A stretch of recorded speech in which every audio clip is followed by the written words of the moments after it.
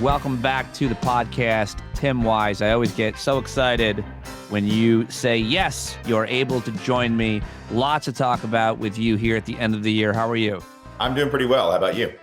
I'm doing good. And yet when I read your most recent work, I do get pretty fired up, pretty concerned. And that is why I always read you, because I think it's important.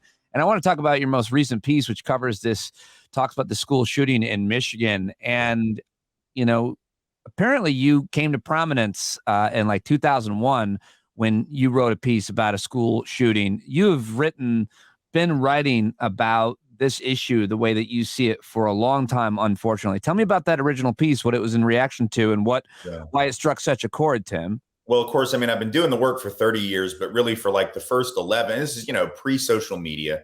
This was during a time when, if you weren't sort of an academic or in a scholarly position, you weren't going to be real well known. And so I wasn't, like most people. I was just doing the work as best I could. I started writing stuff on the internet. And back in 2001, this was a couple years after Columbine, which I'd already written about.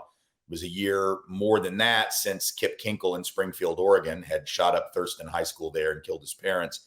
And in both of those cases, and then again in 2001, after Santee, California, Santana High School right outside of San Diego, I wrote these articles, and the fundamental premise of them, which I've now had to revisit in the wake of this shooting in Oxford, Michigan, was, the thing you always hear needs to be addressed, and needs to be interrogated, which is what? Every time it happens in Parkland, in Paducah, Kentucky, in Springfield, Oregon, in Littleton, Colorado, now Oxford, Michigan, go down the list.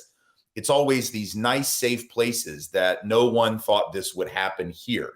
In fact, they'll say this wasn't supposed to happen here. Now, the reality is mass murder is not supposed to happen, period, right? But that's never what people say. What they say is, not in our little sleepy town. How could this have happened? And the point that I was making is, this shit keeps happening in precisely these places. And my analysis was, it's happening precisely because you don't think it will. In other words, because it is nice and safe, which are really code words for white and middle class, we assume that danger isn't present. We assume that danger is black and brown folks. So too many black and brown folks move in. If too many black and brown folks had gone 40 miles north from Detroit to Oxford, folks would have noticed, and they probably would have had metal detectors at the school, which would have caught that kid's gun from coming into the school in the first place. But because it's little sleepy Oxford, why do we need metal detectors? This 86% white, there's like 23 black kids in the school or something. It's just like 14% reduced price lunch or something, very, very minimal. And so they're figuring there's not danger. And my argument now for 20 plus years has been that this white blindness, this blindness to white pathology is actually deadly to white people. White parents keep burying their children because they're so busy looking for danger over there on that side of town or coming from folks like that they don't see it's in algebra class with little Susie or Johnny. And in 2001, when I wrote a piece about the shooting in Santee, California, to that effect, called School Shootings and White Denial, which was, again, this is pre-social media. This is 2001. Zuckerberg is still in high school, which is where I wish he had stayed, frankly. And I think most of the world is starting to realize either if he had just stayed there or if the Winklevoss twins had better attorneys, the world would be far better off. But in any event, 2001, this is, that Google had been around for a few years, but it still wasn't even the main search engine. There was no such thing as blogs yet. There was no YouTube. I wrote a piece, and I wrote it for Alternet, which, is still around, progressive online magazine.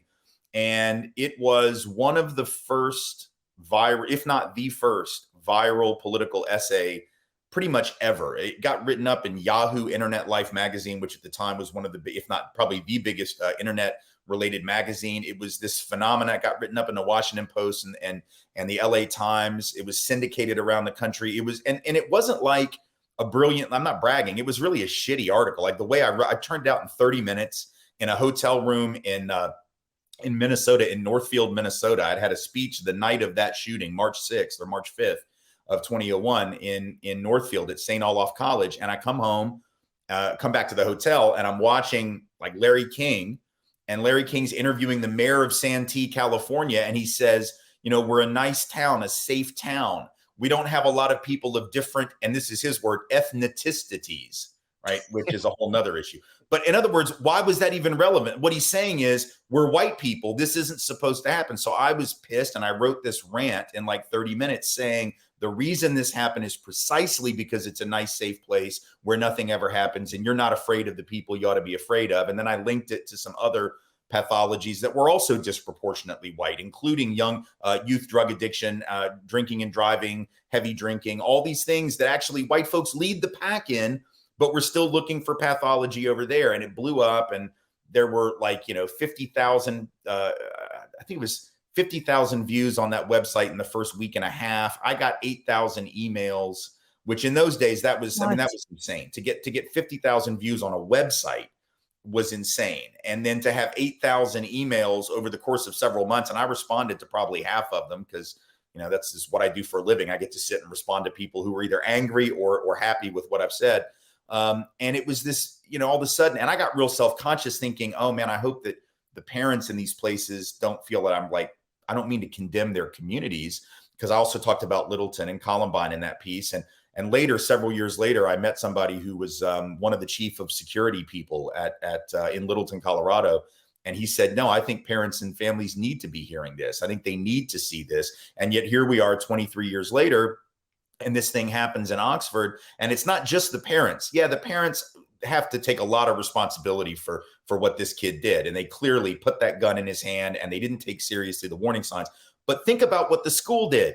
The school sees him looking up ammunition. They see him drawing murder pictures and with captions that say things like, the world is dead. My life is meaningless. The voices won't stop, or whatever, that help me. And they call the parents in and they say, we really think you ought to take him home and get him some help in the next 48 hours, or we're going to call CPS, Child Protective Services. And the parents are like, no, he needs to go back to civics. Oh, okay. So we'll just let him go back to class. They didn't think to search his bag. And my point is, if that kid's black, he's not going back to class. If that kid is Chicano, he's not going back to class. If that kid is Muslim, he's not going back to class. The cops are being called. He's being sent home. They're certainly going to search the bag and they're going to find the weapon, or they would have had a metal detector and it never would have made it in the building. This is why race, people get mad at me when I say this, like, why do you have to make everything about race? Because this is about race. This is about what happens when you don't pay attention to the pathology in the nice, safe / white middle-class places. I feel like one of the parts of this essay that really got me was we say we see black pathology. We see it coming even when it isn't there, let alone when it is. With white folks, we often miss it until it's too late. You go on and say, if it were gang violence in a major city, we're going to hear about black single moms and the absence of black fathers. But if it's mass murder in Pleasantville and the father was in the house, even if he was buying his son a murder weapon, we have no idea where to begin. Right. We don't know where to start the analysis. And I use the example of Kip Kinkle, who was one of the first sort of major national consciousness ones of these shootings in 98. Kip Kinkle kills his parents, goes into school, shoots up the school. And like the next day, or maybe that day, I think I was watching MSNBC. It had just launched as a network back in those days. So it was very much in its infancy. And I'm watching these pundits talking, it might have been CNN, but I think it was MSNBC, talking about why did this happen? And they're trying to come up with, reasons. And again, when you have violence in urban areas, in black and brown communities, we all know what the reasons are going to be. They're all going to be about the black family, about the black culture, about those people. It's going to be very specific. But in this particular case, they go through this litany of things. And the litany of things were, it's antidepressants. Well, it might be. Okay, that's fine. But that also might be what's going on with black folks, too, when they commit crime. Who knows? Or, it's mental illness. Oh, well, could be. But that you never bring that up when it's black people. They're not allowed to just be mentally ill. They have to be, socially and culturally defective as black people. They said, well, it could be access to the guns. It could be that we took prayer out of school. They went to that one. Or it's the culture of death that's the result of abortion. Right. And actually somebody actually said, well, you know what it is? It's Bill Clinton's affair with Monica Lewinsky, which had just become public at that time. And people are like, what? And well, yeah, because, if the president's going to lie, then it just says that morality doesn't matter. Ergo mass murder. Like they would come up with every possible excuse for why this thing had happened. And no one was ever like, maybe there's something defective in the white middle class suburban communities. Maybe there, and I'm not saying there is. I'm just curious why we don't even offer that. We don't even ask that question. Could there be something about the white middle class culture? And we're just so not used to thinking about that. We want to find the cause external. Well, whereas when it's black folks, no, it's internal. There's something wrong with them, either culturally or genetically. With white folks, it must be something like when the kids in Jonesboro, Arkansas, which I think was 97, two middle school kids like pulled a fire alarm, and the kids ran out, and they were on a hill above the playground, and they opened fire with weapons. And people started blaming rap music for what these two white kids in Jonesboro, which is known for its hip hop community, blamed rap music for what these white kids did. Well, they're listening to rap, right? And with the kids at Columbine, it was Marilyn Manson, right? And it's like, let's just find something that isn't about them. And I'm not saying that there's necessarily something about white communities that's flawed. I just think it's hypocritical that we never even ask the question. And if I want to be honest, there is something in those communities that's flawed, which is precisely this sense of normalcy, right? The sense of normalcy, because normal, if you consider yourself and your community normal, the way all these conservatives say things like, the East Coast elites and the West Coast elites need to get out in the real America, right? Come and see where real Americans live. And we're always being told we don't understand real America, normal Americans. Well, normal is considered synonymous with good and decent and law-abiding and righteous. So if you think that, you let down your guard to the dysfunction that's sleeping down the hall from you at night, your kid or maybe even your partner. I link it in this piece, to the issue of suicide, which, fascinating evidence on this, that we're so busy looking for black pathology that a state like Missouri, my friend Jonathan Metzel, who's a psychiatrist over here at Vanderbilt, did a book, Dying of Whiteness, where he talked to these white Missourians who had armed up with all these new weapons in the last 20 years because they loosened the gun laws in that state. They used to be some of the hardest laws in the country. Then they relaxed them. All these folks started arming up, and they would say things like, well, we got to protect ourselves from gangs and from terrorists. In other words, all these white folks in these small exurban areas are worried about gangbangers coming up from St. Louis, coming up from KC, or ISIS coming from Syria, I guess, to St. Charles, Missouri. So they're getting all these weapons. But, in the years following that, there was no uptick in defensive use of guns to stop breaking and entering. What was happening, however, was a huge uptick in suicides by white men who now had all these extra guns, which means if you're having a mental health crisis and you're thinking about suicide and you decide to use a gun, you're much more likely to be effective. And so there's this huge uptick in white folks getting all these guns to protect against those people. And then they're killing themselves. And already 92% of gun suicides in this country are committed by white folks. Now think about that. 92% of self-inflicted gun suicide committed by one racial group, and no one wants to know what's wrong with that racial group. We got 50% of homicides committed by black folks, and everybody has a theory. Right wingers say it's their mamas and their lackadaddies, or it's their biology. Folks on the left say it's the economy and different, economic pressures. But everybody's got a theory as long as we're talking about those people. But 92% of the gun suicides are guys that look a lot like you and me. And we're just like, I don't know. This is so weird. The other key, one component that you haven't yet mentioned, but certainly matters, is gender. Oh, it's men. And see, my theory on that would be, look, we have a society, and I've written about this in another piece that I know you want to talk about, the one about personal wellness and health in an unwell society. Yeah. If you are white and male in this country, especially if you're middle class, but even if you're not, even if you're working class, this country has always made a promise to people like that, which is if you work hard and you play by the rules, you keep your nose clean, keep your head down, do what you're supposed to do, things will work out. You're not going to necessarily get rich, but your kids will be better off than you were. You'll work up, things will work out. And for most of American history, there's been just enough evidence that was true to sort of make the promise believable. Now, black folks never bought that promise for them because they knew it wasn't meant for them. People of color have never been able to go, oh, I'm sure if I work hard, it'll work out, because they've been working hard, since 400 years, and it hasn't always worked out. But for white men in particular, white folks generally, but white men in particular, it was sort of true. It was true enough. And then what's happened in the last 30 years or so, as the economy has globalized, a lot of those white men are finding out maybe that promise is not all it's cracked up to be. And they're coming to realize what black folks already knew. It didn't really freaking black folks out to find out that the system isn't made for them, because they already knew that shit. But for white men, it's like, wait a minute, you mean hard work might not be enough? Now, what happens if you make me a promise? My life is going to be a 7 to 10 if I do the following things. And then I'm 55, 57 years old, staring down the barrel of retirement, and I've just lost my job. And nobody's going to hire me because I'm 57. Ain't nobody hiring 57-year-olds because it costs them too much money to retrain or the healthcare, whatever. And I can't pay my healthcare, and I can't pay my mortgage. I can't afford to send my kid to college.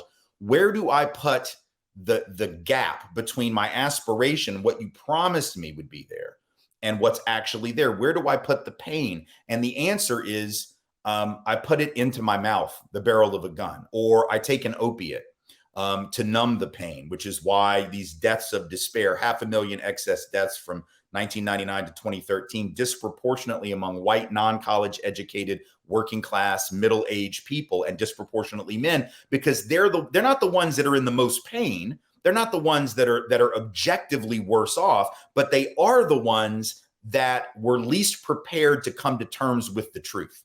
Yes. Right. And that is the pathology of privilege. So in Oxford, Michigan, the pathology of privilege is you let your guard down to the danger that was in the algebra class with you, and you didn't take it seriously. The pathology of privilege all across this country in these white rural communities, that those of us who are on the left, we're accused of not caring about them. We're accused of mocking them and hating them and looking down on them. And meanwhile, we're the only ones that are actually talking about what's killing them. Right. Which is the very promise that's being made that none of the people who are making it intend to fulfill. And instead of saying maybe we ought to rethink that, and maybe we ought to join in solidarity with black and brown folks in those awful cities, to try and get drug rehab and to try to get better schooling and to try to guarantee healthcare availability and better jobs. No. We're just going to keep buying the lie and we'll double down on our work effort. 40 hours a week isn't enough. We'll work 50. 50 is not enough. We'll work 60. And then we work ourselves to death. And instead of getting angry about the people that lied to us and sold us a lie about all we got to do is work hard and rugged individualism and don't worry about other people, just worry about yourself. Instead of getting angry at them, we get angry at black folks, angry at brown folks, angry at immigrants. Well, and then we kill ourselves either slowly or very quickly.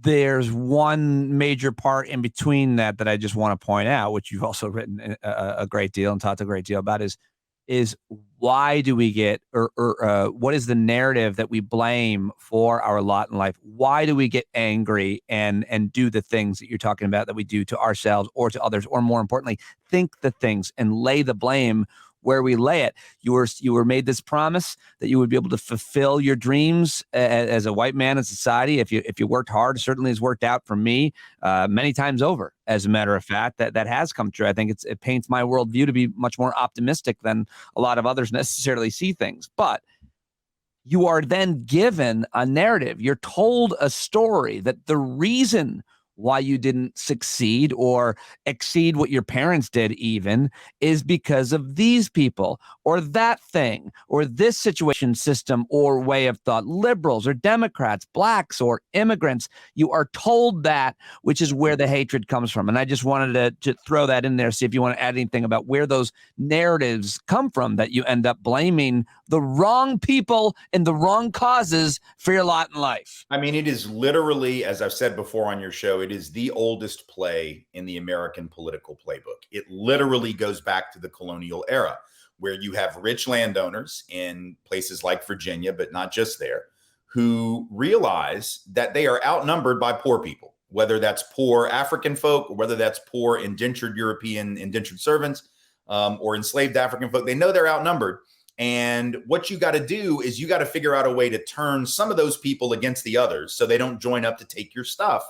And in that particular instance, it's a lot easier for the rich Europeans or rich people of European descent to say to the poor people of European descent, hey, those people over there, you got to come with us. Those people over there pose a threat to you, right? So if we don't defend, the Confederacy, for instance, those people are going to take your jobs and your wife and your daughters, right? We're going to scare them into thinking they're the threat to you. Of course, the irony is that as long as the system of enslavement was in place, those black folks actually were already going to have the jobs, right? Because they didn't have to get paid for them. So if I'm white and I got to charge you to work on your farm or in your blacksmith shop or whatever the work is, and you got to pay me, why would you do that when you can just get the black person who you own to do it for free? So actually, I would be better off joining together with that black person to overthrow your rich ass. But if you tell me they're the source of my problem, or if you tell me during the labor union movement, as happened, right, you had folks that were, and this wasn't even just the rich, this was even just the leaders in the union, the elite within the working class, telling other working class people, we don't want black people in the union, because if black people join the union, it's going to bring down the professionalism of the craft. No, fool, it doubles the size of your union, and it makes it impossible for them to break your strike because they don't have any replacement workers. But instead of thinking like that, you think, oh, they're the danger. Same thing with immigrants. Oh, if we can just shut the border, everything will be fine. But no, because the company can still move the whole plant to Sri Lanka. They don't have to bring anybody in. They just move their shit. Capital always moves. If you don't let labor move, but you let capital move, workers always lose. So you can sit there and blame brown people and blame black people, and the people at the top will want you to do that. Meanwhile, they make off with all the money. They make off with all the political power. They do nothing to improve your life. And then we keep having this cycle over and over and over again. This is what happens when we allow the politics of prejudice, racial scapegoating, to be so firmly rooted in our day-to-day politics. People die.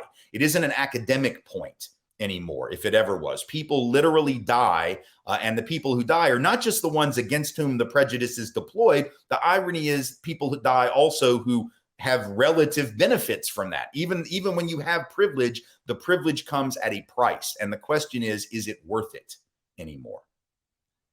So well said. This piece, I really didn't like this piece, but it was a little too honest for my optimism. Personal wellness in an unwell society is an illusion. Self-care means nothing if we don't care about others. And combine that with, somebody posted this picture yesterday, and I thought it was really, here it is. I'm sure you've said this in a more thoughtful way, but I just saw this it was like a meme, graffiti on a fence that they write, it shouldn't have to happen to you for it to matter to you. And I kind of feel like there is a similar theme there, meaning you can't feel great if people in your community, in your family, in your country even, are not feeling great. You've got to understand that we are all connected. And you talk about this health and wellness industry and the billions of dollars that they're making, the 12-step programs that have been going strong. And this is a really thoughtful piece. I don't mean to whitewash it or summarize it too quickly, but where does this come from?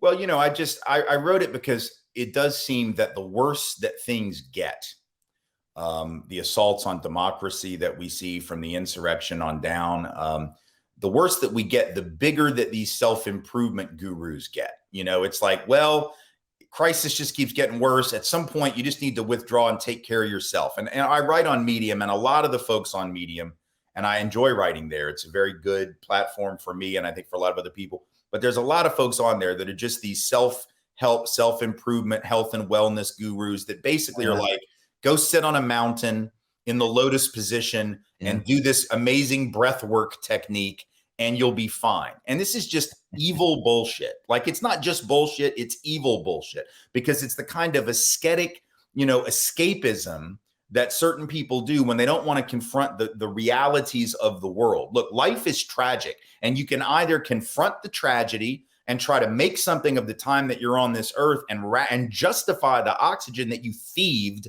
from other beings who probably could have used it better, or you can sit on the side of a mountain in the damn lotus position and try to get your own chi in order, like whatever. But you're not going to be able to do one if the other is, it's like, if you think you can be well in an unwell society, it's like saying, well, look, man, my kidneys are in really good shape. Now, I happen to have like 95% blockage in the widowmaker artery, but I'm sure that my kidneys are good. And that's really what matters. Like, at some point, it's going to come for you. It isn't even just a moral issue. I could make the moral case that it's wrong to ignore the pain other people are in. And I make that case every day in my work. but it's also impractical. This stuff comes around. And so in that piece, that's where I talk about, the deaths of despair, quote unquote, among these white folks who were not the worst off, but when they come to grips with the way society really is sick, when they actually have to confront how sick the society is and how it's actually going to let them down too in the long run, then they're not prepared to deal with it.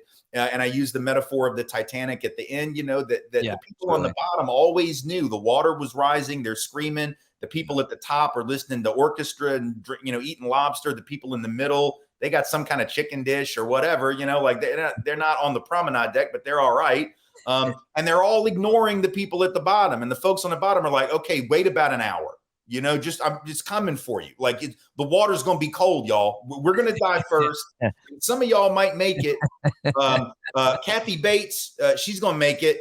But some of y'all, Billy Zane, you're going to die. Like, you're going to die. Yeah. Leo, you're going to die. And we'll see y'all at the bottom of the ocean in about 70 years. When I first read that part of it, I got a little irked that you used the names of the actors, but then I was like, you know what? No, it's okay because they were literally representative of certain class of people. And I wouldn't have known, it wouldn't have been as fun if you had been like, made up a rich guy's name. Or if I'd said the unsinkable Molly Brown or whatever, which was Kathy Bates' character.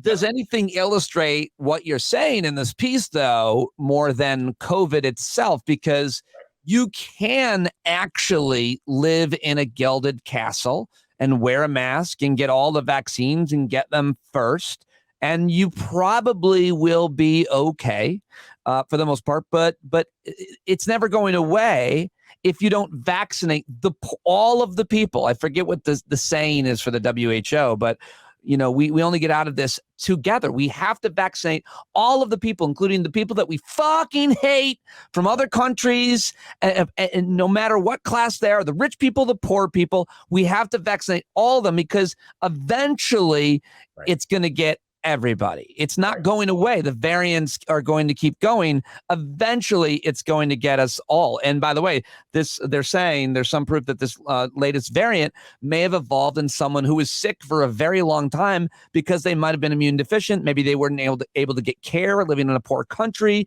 And so eventually, it's going to get cold for all of us. Well, and the irony of that, is ever since that little tidbit was revealed that it might have been someone who was immunocompromised because they had HIV, the anger has been aimed at, first of all, at Africans, number one, and Black Africans, typified specifically South Africans, aimed at HIV positive and folks with AIDS. But why? Why is the HIV rate so disproportionately high in places like South Africa? It's not. This is the racial stereotype, as well. They're having sex unprotected all the time. They're just animals. That's not it. The actual rates of sexual activity are not astronomically higher in one part of the world as opposed to another part of the world, Mr. Puritanical American who thinks that, like everybody else is screwing and we're not. Like it's not real. The reason that HIV rates were higher historically in Southern Africa was precisely because of other health-related issues that weren't being attended to, that were suppressing people's immune systems. So you were already compromised. And that was why you had such disproportionate death rates. It wasn't like, oh, they're all shooting up drugs and they're all screwing each other without condoms. That's not what it was. And so if you have a global health system that is broken, if you have a global health system that does not ensure health in other parts of the globe because you're thinking, well, I just want to spend money on America. Why are we spending all this money to help these other people? We got people right here at home. Yeah, but if you don't figure out a way, not just the US, the developed world, the rich world generally, the so-called West, all of us, if we don't figure out how to make sure that folks have decent health around the world, eventually it's going to come back. So we can make the moral case, which we should, the ethical case, which we should, that we are all each other's brothers and sisters and all of this, but also that practically speaking, we live in an interconnected world. And if it doesn't get you today, but it gets them today, wait around, 6 months or a year or 10 years, and it'll come for you too. And that's what we're seeing with all of these things. You write in this piece, we're all pretty much expendable in the name of someone's bottom line, which is so easy to prove, Tim, and you go on to write about it. But you say the privilege of being oblivious to the suffering of others and believing the pain could be localized on the other side of town, I would add, or world or whatever. You write, it was a setup. It was a setup, and now we all know, but we don't all know. We don't. No. You say we do, but we don't.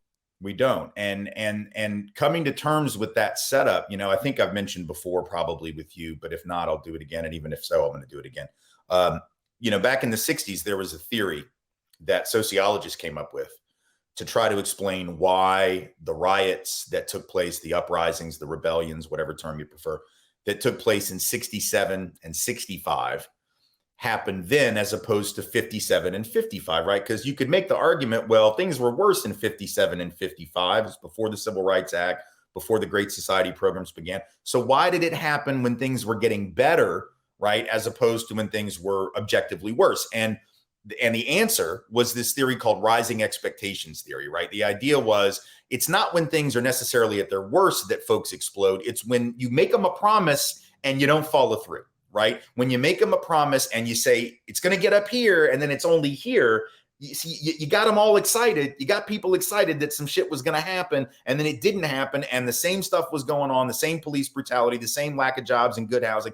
And so that's when you get the explosion. Well, if that theory holds water, and I think it does throughout history, then why is it that we're surprised that if you have a people who have always had high expectations, you didn't just raise them last week. You didn't just do something last year that all of a sudden made them think, oh, things are going to get really good. No, you've been promising shit for 400 years to this group of people, and it's always worked out, and then suddenly it doesn't. You think that's not going to explode? You think that frustrated entitlement is not going to have the same reaction, only like 10 times worse, 100 times worse? Of course it is, right? When you take people who have been able to marinate in their expectations for 20 generations or whatever it is, 15, 17 generations, and all of a sudden tell them that it was all a setup and a scam. You don't tell them, but you show them by your actions and they can see it with their own eyes. They got to figure out a way to make sense of that. And there are only two ways to do it. And we're seeing both of them right now. One way you do it is you lash out at the so-called other and you blame them. And you might start a war, or you might close a border, or you might talk about deporting people, or you might talk whatever it is that we do. We lash out at the other. But see, there's still that voice in the back of that white person, particularly white guy, in the back of his head that is telling him, because his culture has told him this, our culture has told us this for forever. It's you, buddy. You don't have your shit together.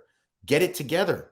Work harder. You're a failure. That's what the system is telling us. So we can project it outward, and we will, and we do, onto other people. But then we're also going to sit and we're going to drink ourselves to death, and we're going to pop pills, and we're going to get all those weapons. And every now and then, when we are in the midst of a mental health episode, we're going to take one of those guns and we're going to kill ourselves. And we know the research, and Metzel talks about this in his book, that the difference between suicidal ideation when you've got a gun and suicidal ideation when you don't have a gun is a real big difference in how things turn out.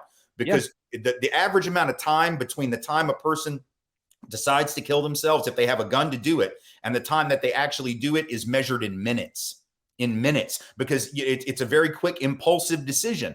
And, I'll tell this story. I've talked about this in my book, White Like Me. When I was 16, my father attempted suicide, but he did it with pills and a fifth of vodka. And that gave him time to change his mind, right? He takes all these pills, he drinks the vodka, and then he tells his friends. He was doing a show. He was my dad was a comic and an actor, and he was doing a show, and it was after the show. And he tells his friends at the theater, holy shit, I've just done this thing. Get me to the hospital, right? And they get him to the hospital, and they pump his stomach, and he flatlined at one point. The doctors bring him back. That's the difference, though. If he has a gun, right? He's gone. He's gone. And that's the thing that we don't understand. We think about gun violence only in terms of homicide, or defending against homicide, right? With a home invasion or whatever, like these folks that Metzel talks about. What we don't realize is there's a much larger number of people who are dying in accidental shootings with the guns that they bought in their own home that end up getting used by a kid, finds the gun, or gets used in a domestic violence incident, or through suicide. And disproportionately, this is happening to the very people who thought the gun would be the thing that would protect them. And there is a racial element to that and a class element. And as I mentioned in this latest piece about the school shooting, I'm curious why we don't wonder what it is about white culture that thinks owning a gun is a rite of passage for a young boy. Yeah, no, I think that's where it lies. And then even Black parents don't do that. Black parents don't buy guns for their kids. Are you kidding me? I worked in public housing communities in New Orleans for 15 to 18 months. And if you had said to any of them, like, hey, what are you getting, your son for Christmas? Not one of them would be like, well, I'm getting him a SIG, I think I'm going to get him a semi-automatic handgun, because why not? No black parent. Black families don't send out Christmas cards with them, their whole family strapped in machine guns. Maybe you might see a rapper using weapons on like an album or in a video, I suppose. But right. Yeah. But you think about that. If a black family, right. Think about if a black representative, because that was Representative Massey from Kentucky that did that. Think about, I don't know, just pick any black rep in the House of Representatives. Somebody from, let's say the Congressional Black Caucus were to get together and take a Christmas photo of all of the CBC strapped with AR-15s.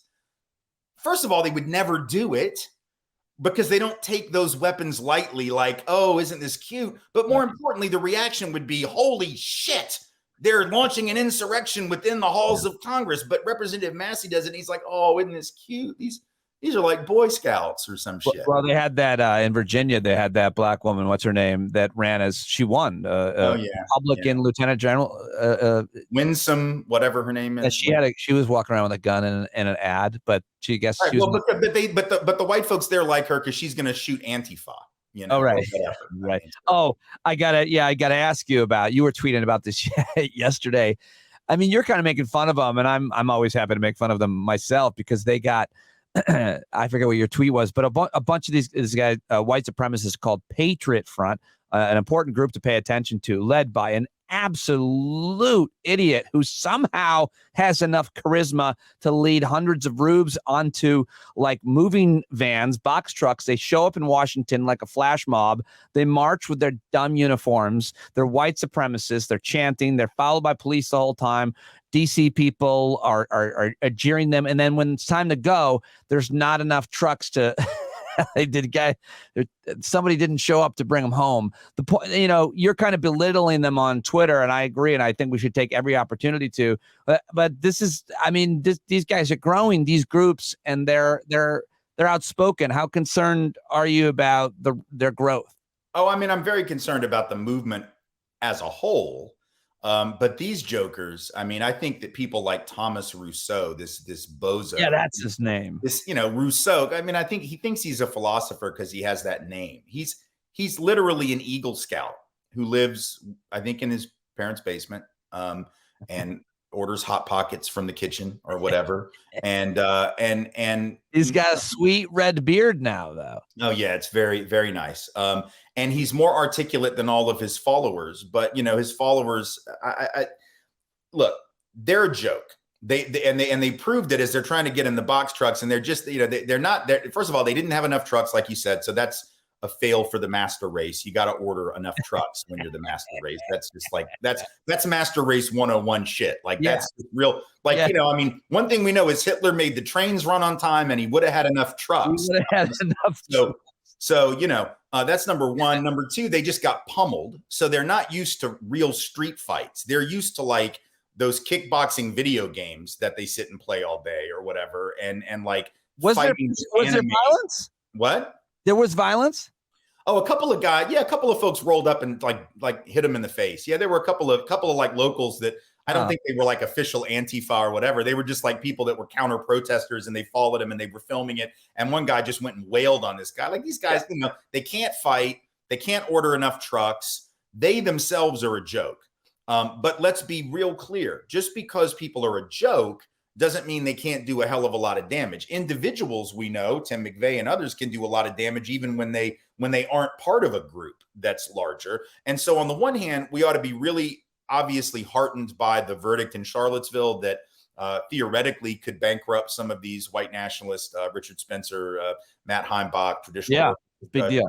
Traditionalist Workers Party, some of those groups. But at the same time, look, they used that trial to, which was, you could log in and listen to it. A certain number of people were able to listen to it every day, and they were broadcasting their messages to their people. So yes, those organizations have been hit hard by this, and that judgment, if they're ever able to collect any of the money, will obviously help put them out of business. But there are individuals in this movement who for a very long time have been operating on the basis of this notion of what they call lone wolf. And I think it's a misnomer, because no one really is a lone wolf. They're all part of this larger Right. Yeah, no, it's such an important point. I'm sure you've read, maybe we talked about Spencer Ackerman's new book. I haven't seen it. Really? Okay. I got to get you a copy then, because I can't find the title of it, but he talks about McVeigh at the beginning. It's a book mostly about the global war on terror, but he's smart to talk about domestic terrorism here and its roots, and why we should be paying a lot more attention to it. So he starts following Timothy McVeigh around. But do you have time to talk about Ahmed Arby case? Oh, sure. All right, because you wrote about that. Well, you wrote about the Rittenhouse and Arbery verdict, but just I guess maybe we should start with what you thought of the outcome of the Rittenhouse verdict, which the most succinct thing I can say about that is the laws in Wisconsin and other states on self-defense allowed for this kid to do what he did. Right. And we can talk about the judge and we can talk about other things, but I feel like you got to kind of start there. Do you agree, or is it much? Well, there's obviously a lot more, but.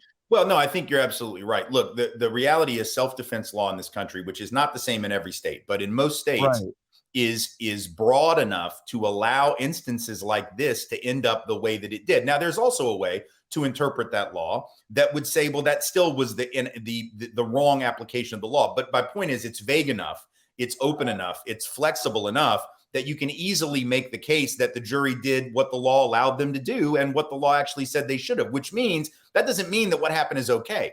It means that our analysis has to be focused on why we have given this wide berth to so-called self-defense and to vigilantism, because in this particular case, this isn't like Kyle Rittenhouse grabbed the gun when somebody, from Antifa or BLM was trying to break into his home or a buddy's home where he was staying, right? He made a conscious decision to go protect property, quote unquote, not his own, that he had not been asked to go and defend, to have a gun that he really shouldn't have had, to come from one state to another to do this thing, and then to essentially put himself in a position to perhaps then need to use it in his mind. But all of that happens because our society has told white men, including white boys, which is what he was at the time, or young men, that vigilantism is part of what it means to be a white man, to defend honor and nation and community and property. This is what we do. We defend it, and we defend it violently against the other, whether that is marauding bands of so-called black rioters or their white supporters who have come out in the aftermath of the shooting of Jacob Blake. Like, this is a message the country has sent since the days of slave patrols. And so we can get on Rittenhouse all day long, and we can blame him. We can certainly blame his mama. We can blame how he was raised, but we've got to have at least as much anger and focus on the society, not only in terms of how we've constructed self-defense laws, but the system that told him and tells white men every day, including the 3% militia people who showed up in Ferguson. All these, oath keepers were showing up in Ferguson in 2014. This has been a constant presence. This idea that the law can't protect us, so we're going to take it into our own hands, by God, because we can. Black folks don't assume that that's a right that they have. Brown folks don't assume that that's a right that they have, but white men have been told that, and we can't be surprised if you transmit that message enough.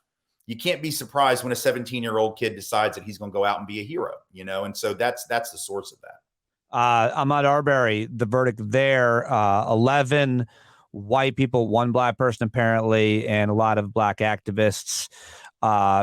Just thinking of Sharpton and others, touting that, hey, these white people got the right verdict in Georgia in 2021. We'll take that as progress. What do you think? Well, it's a really important victory for Ahmaud Arbery's family and for black folks in that community. And I think it's an important victory. Having said that, though, we got to remember a few things. I mean, number one, this only happened because of the pressure that was applied by Ahmed Arbery's family and others in the community, because there were 2 DAs in a row that weren't going to do anything with this case. Good point. That weren't going to have these men arrested, that actually were helping to cover up what they had done. And the only reason we know about what happened, I mean, this is what I wrote about. You do realize, well, first of all, without the video, right, there's no prosecution, obviously, and there's no conviction, because they're going to say that he threatened them, charged at them, tried to assault them. And if there's no video, it's their word against the dead man, and they're going to walk, right? But remember, the only reason there's a video, this is what's deep to me and hasn't been talked about enough. One of those guys, the third guy, William Bryan, right, or whatever his name is, he's the one that took the video, and they are the ones who leaked it. When Travis McMichael went to do a radio program after this had happened, he hadn't been arrested, he goes to do a radio show, he brings the video, he leaks it, because he believed that those 3 men thought, this video, surely to God, they will realize we were within our rights to defend ourselves and to stand our ground. Look at this black guy running, and not listening to us when we tell him to stop, and not stopping when we tell him to. And then he comes over towards us, and when I point a gun at him, he tries to knock it away. Well, he's obviously out of control. He's going to murder me and my daddy and my friend over here in the truck. So what do you expect us to do? And so this is the thing. Without the tape, which they leaked because they thought it would help them, without going through 3 DAs, without the public outcry, these men walked. So yeah, the 11 white jurors did the right thing. They did the only possible thing given the evidence. This should not have even been a close call, and hopefully was not. I hope that when they went back to deliberate, they all just sat around and talked about how damn stupid it was that it took this long to bring the case. But regardless, let's keep in mind, there was still this sense on the part of these defendants that what they did was fine. They were literally shocked. The attorney himself said afterward, we thought that video would help us. Why? Well, because you think that white people, because historically this has been true, when white folks see a black person not following the instructions of a white person, even who doesn't have any authority other than the authority in his own head, and reaches for a gun, of course you reach for the gun. That's a reflex. If someone points a gun at you and you think they're going to shoot it, the only chance you've got left is to try to grab the barrel and knock it away. And you may think to yourself, well, why don't you just get on your knees and capitulate? Because black folks have been getting on their knees and capitulating to white people like Travis McMichael for 400 years, and they're tired of it. That's number one. And number two, you shouldn't have to. You shouldn't have to get on your knees and capitulate to somebody who has no right to point a gun at you in the first place. And so that's a reflex. And you might wager, even if I do get on my knees and capitulate, they're still going to kill me. So the best chance I've got is he's not going to try to get the gun and then shoot 3 dudes. Right. Yeah. I mean, it's just not even rational. It's just a reflex. It's like when you put your hands up and you try to knock it away. It's the same thing when a cop puts you in a chokehold and then they say, well, why didn't you just relax? What? You ever been in a chokehold? You ever been like, oh, well, I can't breathe, but let me just go limp. Let me just deep breathe like I'm on the side of that mountain doing my breath work. No, when you're being choked, you're going to grab at the arm. You don't think to yourself, oh, that's the arm of law enforcement. You're just trying to get the damn arm away from you, just like you're trying to get Travis McMichael's stupid ass shotgun away from him. And luckily in this particular case, they did the right thing, but it's only because of a certain set of circumstances that oftentimes does not obtain. And it ought to make us ask the question, how many times when either cops or vigilantes did this kind of thing and we don't have video evidence, how often did they lie? How often? Because think about that case in Charleston a few years ago with Walter Scott, right? Walter Scott was shot running away, and the cop throws a taser to act like he had grabbed his taser. He didn't realize it was being videotaped. That guy now's doing 20 years in prison. But if it's not for that videotape, he's walking. Yeah, right? the one at the drive-through, it was very similar as well. I mean, exactly. Now a cop shot a kid in a wheelchair from behind. I mean, it happens so often that you do have to imagine how often it must happen where there isn't video evidence. And it, just as you said that, it just made me think of this. I've told the story before when a cop basically pinned me up against the wall backstage at a theater where I was the headliner. Long story. And he pins me up against the wall by my neck, and I start fighting him. And my daddy was there with me and told me, stop, calm me down, said to stop, and then the cop finally let me go. And then my dad went off on the cop. Yeah, which was right. which is great. But the point is just to illustrate your point about this. It's not how you think. Luckily, my dad was there with me to literally tell me to calm down. But it's exactly as you just described. Right. So, all right, man. Well, awesome to talk to you as always. All of your recent work, so good, so great to always have you joining me here on the podcast. People love it. Thank you very much, Tim Wise. You bet. Thank you.